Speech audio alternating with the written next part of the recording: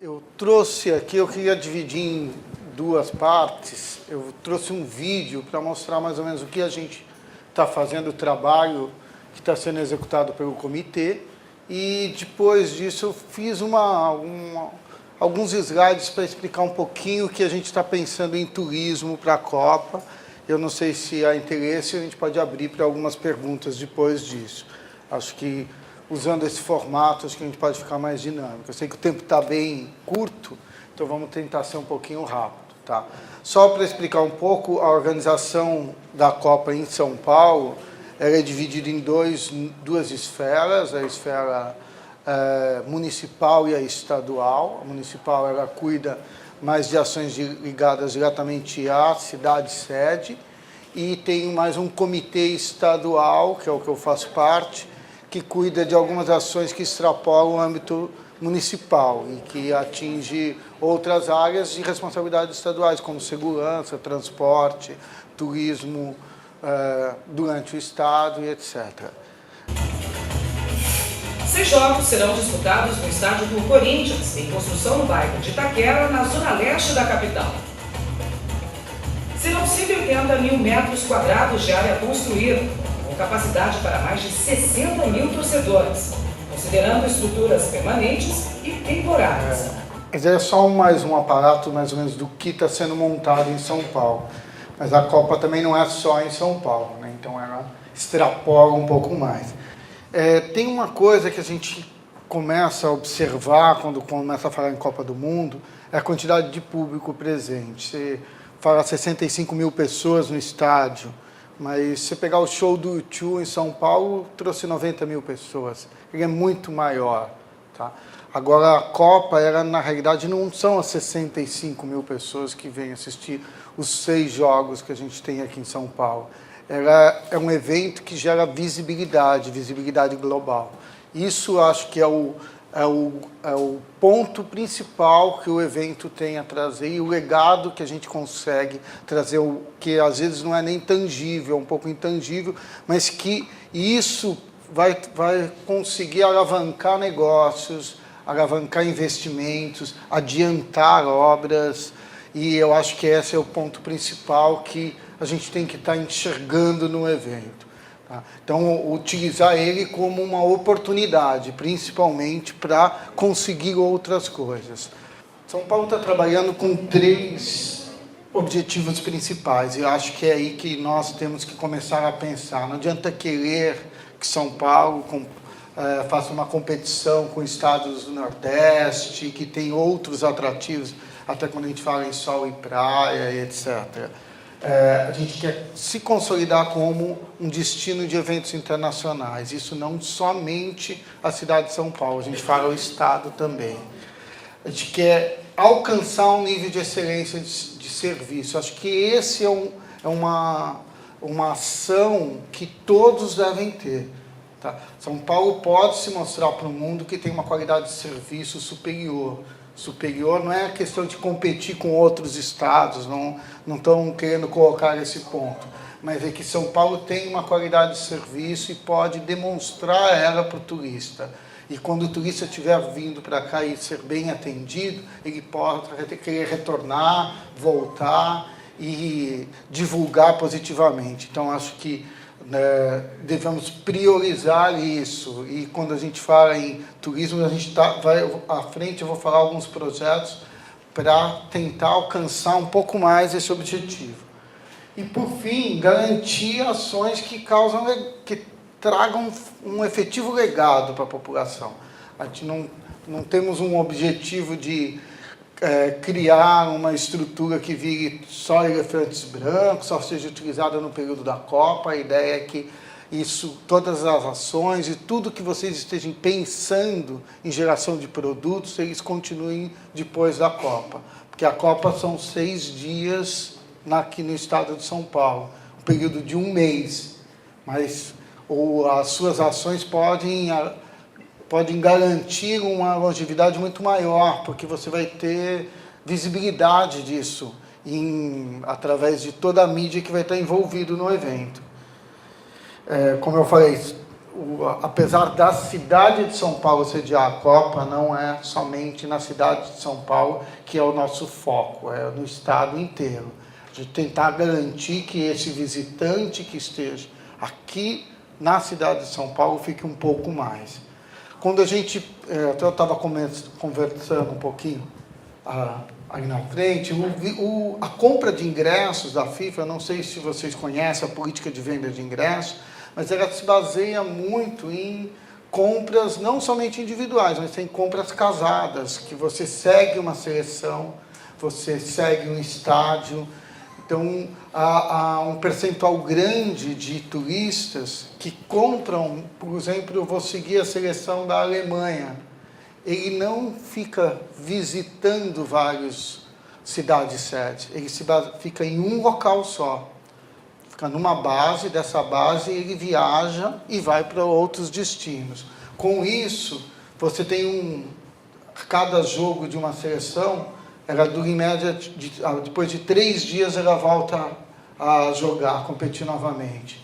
Esse turista viaja, ele viaja ao redor da onde ele está baseado. Então a gente tem que aproveitar essa oportunidade para que esse turista viaje para onde a gente quer, para que ele conheça os outros destinos. Quando que a gente fala de estratégicos, os locais estratégicos para a Copa, pontos turísticos, que a gente consiga divulgar esses pontos turísticos no exterior. São Paulo ainda é muito visto como um aglomerado de prédios. A gente não consegue tirar muito essa imagem. Quando você mostra uma imagem de praia e associa com São Paulo, é muito difícil. Quando você coloca uma imagem de mata, então é muito mais difícil essa associação. Então, acho que é muito importante que a gente consiga mostrar que existe outro tipo de produto, que tem produtos próximos à capital, onde a ideia não vamos trabalhar com destinos turísticos muito distantes, porque esse turista que a gente está almejando, ele não vai viajar 2 dias para ir para um local, para depois ter que retornar para a sua cidade. A gente fala em turismo de 1 dia, então ele deve viajar aqui. Essa região estrategicamente é uma região viável, porque ele tem a possibilidade de deslocamento em um período de 1 dia e depois retornar novamente para sua base e se dirigir a outro jogo. Entendeu? Então, a ideia é se trabalhar esse entorno. Outros são os campos de treinamentos de seleção, que Caraguá está aqui inserido num dos books. É um trabalho de atratividade, a gente não sabe quando vai ser escolhido, qual o momento que vai ser escolhido, porque quem escolhe são os técnicos das seleções. Algumas seleções ainda nem foram selecionadas para a Copa, então eles ainda precisam passar pelo processo seletivo da Copa para depois irem buscar, mas independente disso a FIFA já trabalha com um guia. E depois eu vou mostrar um pouco mais esse guia estratégico, mas São Paulo está muito avançado nesse processo. E, por fim, uma estratégia do governo do Estado também a realização de eventos estratégicos. Esses eventos estratégicos que compõem um calendário para que a gente possa também trazer esse turista aqui para São Paulo. Eu vou passar rapidamente aqui, essa parte de preparativos de São Paulo, a gente já está desde 2007 trabalhando um pouco no evento. E, na realidade, a gente foi gerando alguns planos operacionais para a cidade e para o entorno. Esse trabalho vem sendo desenvolvido desde o Comitê da Cidade de São Paulo. Quando a gente fala em plano operacional, a gente começou a desenvolver plano de transporte, que é acho que quando fala em Copa do Mundo, ele vem muito à frente, que é um plano de mobilidade. Porque para garantir todo esse deslocamento, você precisa ter uma facilidade de mobilidade. A FIFA até já diz que o maior problema do Brasil é aeroporto. Aeroporto e aeroporto. Porque se você não conseguir estruturar essa rede de aeroportos, você não consegue fazer esse deslocamento. E desde a Copa da França, que a seleção não joga mais no mesmo local, ela viaja por regiões. Então, uma seleção ela não joga só na região sul, ela joga na região sul, norte, leste, oeste. Isso já vem desde a Copa da França. Então, você tem esse trânsito de turistas. Já é uma coisa que é provocada. O plano de segurança não dá para descartar, a gente vai estar tendo uma visibilidade para o mundo inteiro. Plano de saúde.